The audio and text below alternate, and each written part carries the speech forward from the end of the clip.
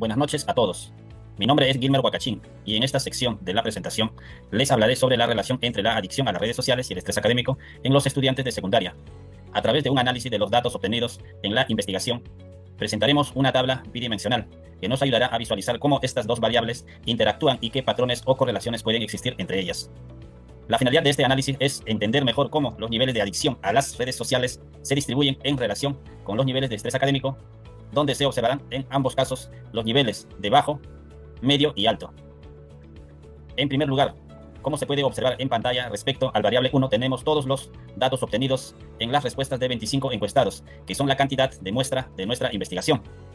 Asimismo, podemos visualizar que los datos se expresan con valores del 1 al 5, siendo que, como observan en la tabla de escala, nunca el cual equivale a 1, escala rara vez que equivale a 2, escala algunas veces que equivale a 3, casi siempre con el valor de 4 y, último, siempre equivalente al valor de 5.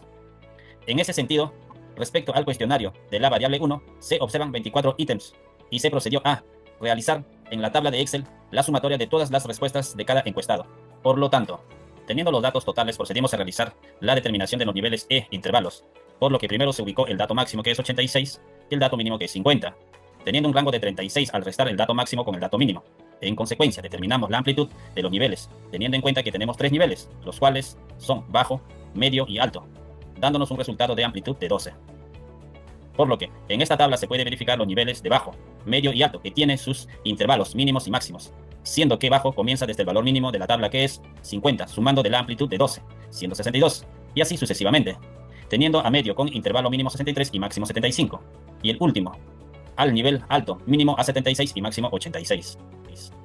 En segundo punto, como se puede observar en la variable 2, la tabla de ellos datos, con la diferencia que en esta se tiene 28 ítems y se realizó el mismo proceso de la variable 1 para poder determinar sus intervalos y niveles, donde, como se observa, el valor máximo es 11 y el valor mínimo 55, con un rango de 56 y amplitud 19.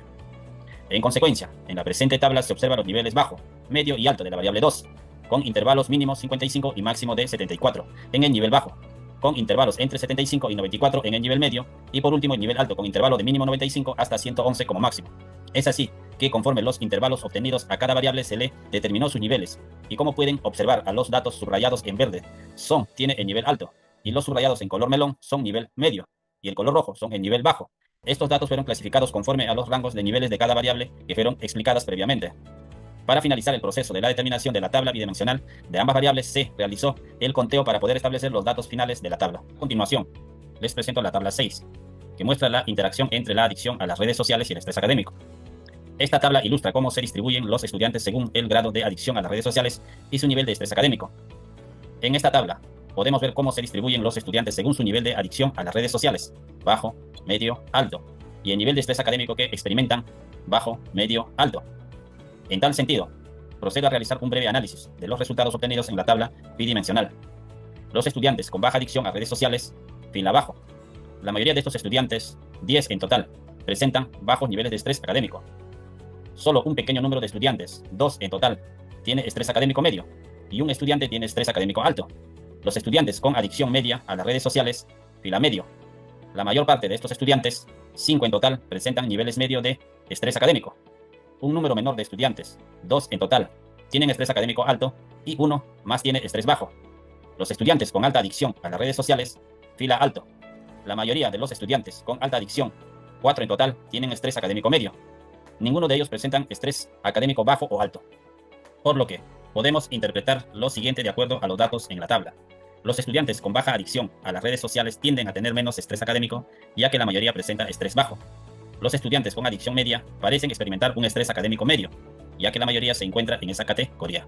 Finalmente, los estudiantes con alta adicción tienen estrés académico medio, lo que podría sugerir que, a pesar de tener un nivel elevado de adicción, no experimentan niveles extremadamente altos de estrés, pero sí están por encima de aquellos con baja adicción.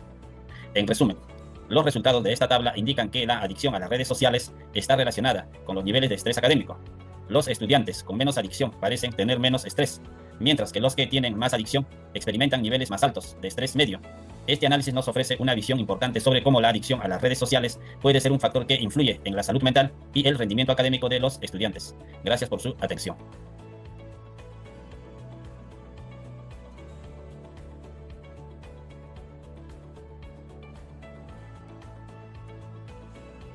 Bueno, buenas noches.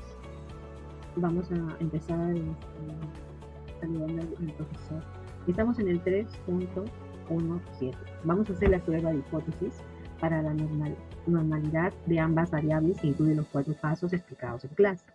La prueba de hipótesis para la normalidad de la variable adición a las redes sociales, estamos viendo de que la prueba de hipótesis, vamos a ver la variable adición a las redes sociales, se utilizó Shapiro-Wilk, debido a que el tamaño era una muestra con 25 estudiantes, donde se verifica que los 25 estudiantes suelen ser menor a 50 datos, ¿no? En el paso 1 vamos a definir la hipótesis nula y la hipótesis alternativa, donde los datos de la hipótesis nula, adición a las redes sociales, tienen una distribución normal, y en la alternativa, los datos de la adición a las redes sociales no tienen una distribución normal. En el paso 2 definimos el nivel de significancia, que ya sabemos que alfa es igual a 0.05. El paso 3 se calcula el estadístico de la prueba P. Para la prueba de Shapiro-Wilk se ha utilizado el medio tecnológico, la calculadora, y vamos a ver acá el enlace, donde se han añadido datos numéricos a la variable, a la adición a las redes sociales, y así obtener resultados para esta prueba. Y vamos a ver la siguiente tabla. En la tabla 10 observamos en Shapiro-Wilk para la normalidad la variable adición a las redes sociales. La adición a las redes sociales es 0,061. En la toma de decisiones, como P valor es igual a 0 es mayor a 0.0, no, 0 es menor a 0,05, es decir, el resultado contenido a 0,061 es mayor al valor del alfa, entonces se acepta la hipótesis nula y se rechaza la hipótesis alternativa. Por lo tanto, los datos de la variable de adición a las redes sociales sí tienen una distribución normal. Vamos a ver la prueba de la hipótesis de la normalidad en la variable de estrés académico. En este apartado se separa y se realiza la prueba de hipótesis para la normalidad de la variabilidad. En el estrés académico se utilizó la prueba de Shapiro-Wilk, donde definimos el paso 1, definir la hipótesis nula y la hipótesis alternativa. En el paso 2, definir el nivel de insignificancia. Se considera alfa 0,05. El paso 3 se calcula el dato estadístico en la prueba. La prueba de Shapiro-Wilk se utiliza el medio tecnológico de la calculadora. Vamos a la tabla. La variable P valor, la variable es adición a las redes sociales y el valor de P es 0,80. En el paso 3 vamos a tomar la decisión. P valor es igual a 0,80 menor a 0,05, es decir, el resultado contenido mayor a 0,05, es decir, el resultado contenido 0.80 es mayor al valor de alfa, entonces se acepta la hipótesis nula y se rechaza la hipótesis alternativa. Por lo tanto, los datos de la variable de estrés académico sí tienen una distribución normal. Asimismo, empleamos pruebas paramétricas.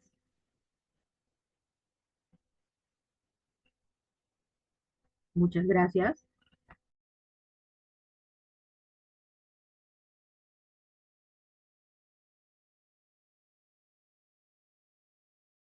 Soy el estudiante Hilario Méndez Chimpe.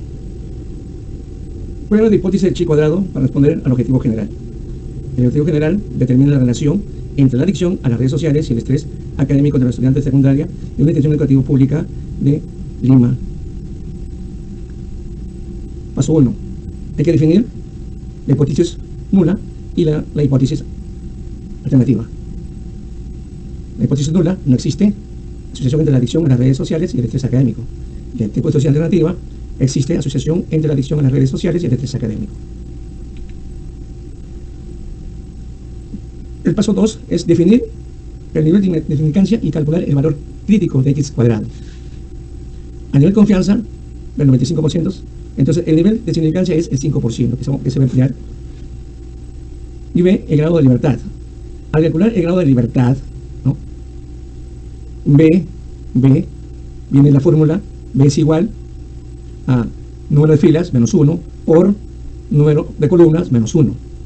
Reemplazando estos datos sería B igual a 3 menos 1 por 3 menos 1 igual 4.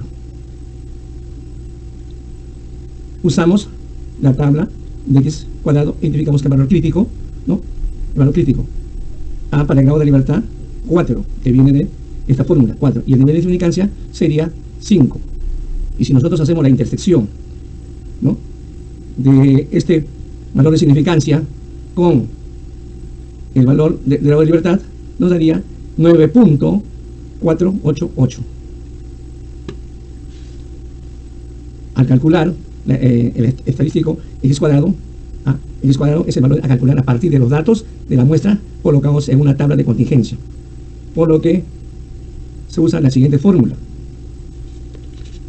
x cuadrado es igual a la sumatoria de la frecuencia observada menos la frecuencia esperada al cuadrado sobre la frecuencia esperada. Esta fórmula la reemplazamos, ¿no?, con la frecuencia esperada es igual al total de las filas y por el total de las filas j sobre el gran total. Calcular el x cuadrado. Se debe completar la tabla con los totales. Tabla de contingencia. La adición a las redes sociales, bajo, medio, alto. Y luego el total. Estrés académico, bajo, medio, alto, total. Hacemos la sumatoria de bajo es 11, medio 11, alto 3. Igual, si hacemos la horizontal, nos va a sumar un total 13, medio 8, alto 4, y el gran total sería 25. Al calcular estadística X, procedemos a calcular la frecuencia esperada, para completar la tabla de frecuencia esperada. La tabla de frecuencia esperada es adición a las redes, bajo, medio, alto, total, estrés académico, bajo, medio, alto, total, sumatoria entre 0, 11, medio 11, total 3, igual sería en la horizontal, dando un gran total de 25. La fórmula sería total de filas y por total de filas J sobre este gran total. El paso 3 es calcular el estadístico x cuadrado. Colocamos la información en la tabla según los resultados obtenidos, luego empezamos el cálculo, ¿no? Usamos la siguiente fórmula, ¿no? X es igual a la sumatoria de la frecuencia observada con la frecuencia esperada al cuadrado sobre la frecuencia esperada. Esa sería la fórmula, ¿no? Y lo que anteriormente vimos, ¿no?, el total de filas por el total de filas J y sobre el gran total. Entonces, acá el valor de X sería 14.47. Ese es el valor calculado estadístico de X, es de 14,47. Toma de decisión. Comprobando que X calculado y el valor crítico de X cuadrado, ¿no?, ¿cuál sería? El valor de X calculado es 14,47 y el valor de X crítico es 9,488. La decisión entonces dice, se observa que la X cuadrado se encuentra en región de rechazo de la hipótesis nula. Por lo tanto, aceptamos la hipótesis alterna con una significancia del 5%, ¿no? Entonces, como decisión, entonces no existe dependencia entre la adicción a las redes sociales y el estrés académico, o existe asociación entre la adicción a las redes sociales y al estrés académico.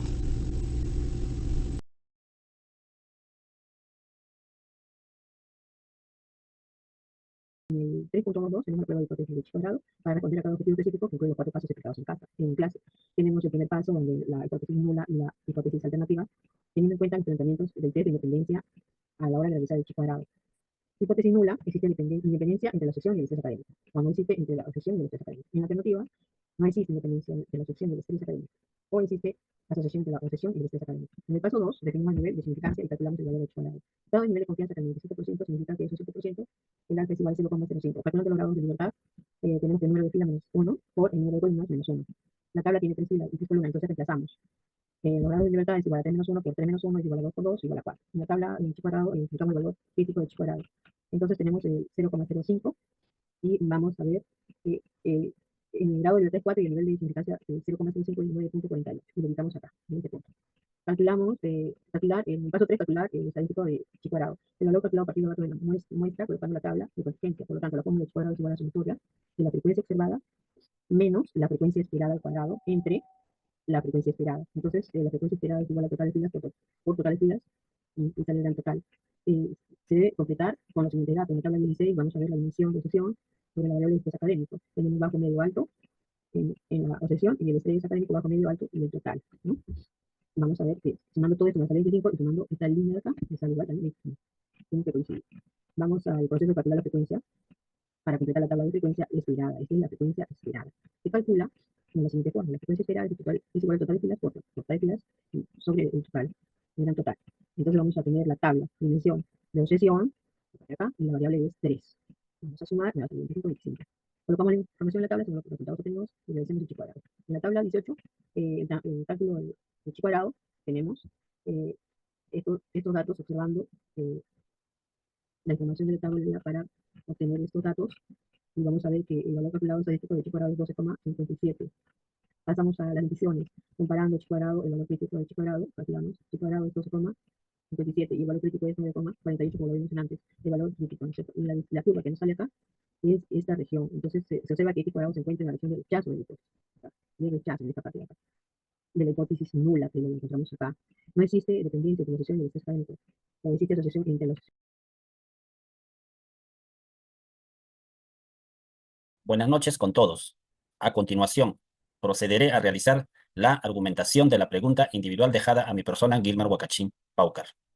En este video vamos a hablar sobre las implicaciones de elegir un nivel de confianza del 90% en lugar del 99% en un estudio de efectividad de un medicamento, por lo que, cuando realizamos un estudio para evaluar la efectividad de un medicamento, usamos algo llamado nivel de confianza. Este nivel nos indica cuánta certeza tenemos de que nuestros resultados reflejan la realidad. Por ejemplo, un nivel de confianza del 99% significa que estamos muy seguros de que los resultados que encontramos son correctos. Pero si elegimos un 90%, nuestra certeza disminuye un poco. Al elegir un nivel de confianza del 90%, el intervalo de confianza será más estrecho. Esto significa que nuestros resultados estarán más concentrados en una estimación específica. Sin embargo, esto también implica que hay más incertidumbre, ya que el intervalo es más pequeño, pero con menor seguridad. En cambio, con un nivel del 99%, el intervalo será más amplio, lo que nos da una mayor seguridad de que el valor verdadero está dentro de ese rango, pero los resultados serán menos precisos. Ahora bien, al elegir un nivel de confianza del 90%, estamos aceptando un mayor riesgo de cometer un error tipo 1. Esto significa que hay un 10% de probabilidad de rechazar una hipótesis nula que en realidad es cierta. Si aumentamos el nivel de confianza al 99%, ese riesgo baja al 1%. Es decir, estamos siendo más conservadores y menos propensos a cometer errores, pero a costa de tener menos poder en el estudio. Por otro lado, al adoptar un nivel de confianza del 90%, el poder estadístico del estudio aumenta. Esto significa que, si hay un efecto verdadero, será más fácil detectarlo. El poder estadístico es la capacidad del estudio para identificar diferencias reales, por lo que un 90% de confianza puede hacer que los resultados sean más fácilmente significativos. En resumen, elegir un nivel de confianza del 90% hace que nuestros resultados sean más estrechos, con un mayor riesgo de cometer un error tipo 1, pero a su vez, con mayor poder para detectar efectos reales. En cambio, el 99% nos da más certeza y menos riesgo de error, pero con menos capacidad de identificar diferencias pequeñas. Entonces, la elección entre un 90% o un 99% depende de cuántos estemos dispuestos a arriesgar en términos de certeza y precisión. Al final, es un balance entre confianza y poder estadístico. Vamos a empezar respondiendo a la pregunta del profesor. Empezamos por analizar el problema y comparamos la variabilidad de los rendimientos de dos variables, en este caso descriptivo.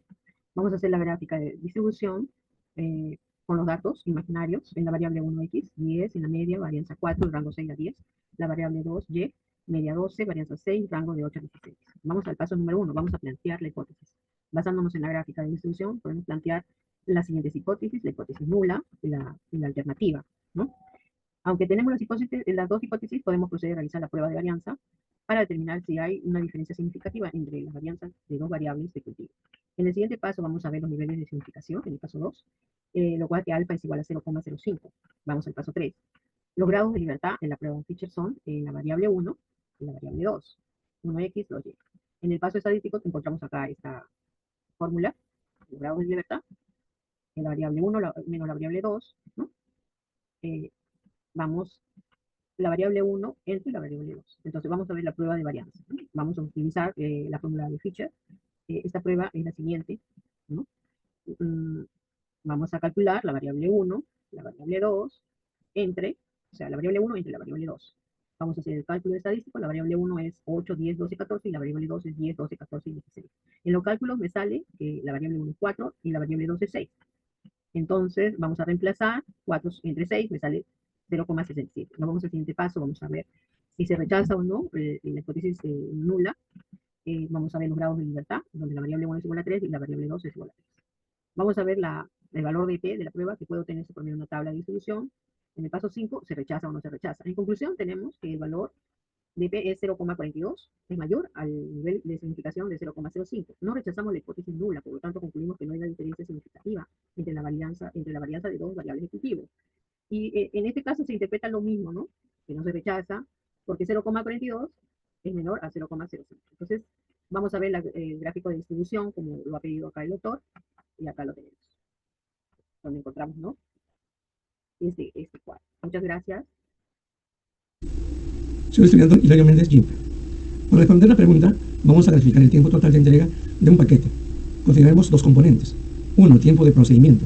Este tiempo sigue una distribución exponencial, lo que significa que es más probable que el procedimiento sea rápido, pero existe una posibilidad de que tarde mucho más en algunos casos. Las distribuciones exponenciales son asimétricas y sesgadas a la derecha, lo que indica por qué algunos paquetes tardan mucho más de lo esperado. 2. Tiempo de envío. Este tiempo suele ser más predecible, ya que depende de factores como la distancia en el transporte. Por lo general sigue una distribución normal, que tiene una forma de campana simétrica, con la mayoría de los valores concentrados alrededor de un promedio. Vamos a ver ahora la distribución del tiempo total de entrega de un paquete en el gráfico. El eje horizontal representa el tiempo total de entrega. El eje vertical indica la densidad de la probabilidad. La curva resultante muestra cómo se distribuyen las probabilidades de tiempo total de entrega, considerando la combinación tiempo de procedimiento y tiempo de entrega. ¿Qué refleja el gráfico? El pico de distribución se encuentra cerca del tiempo de entrega más frecuente, lo que indica que la mayoría de los paquetes se entregan dentro de un rango predecible. La curva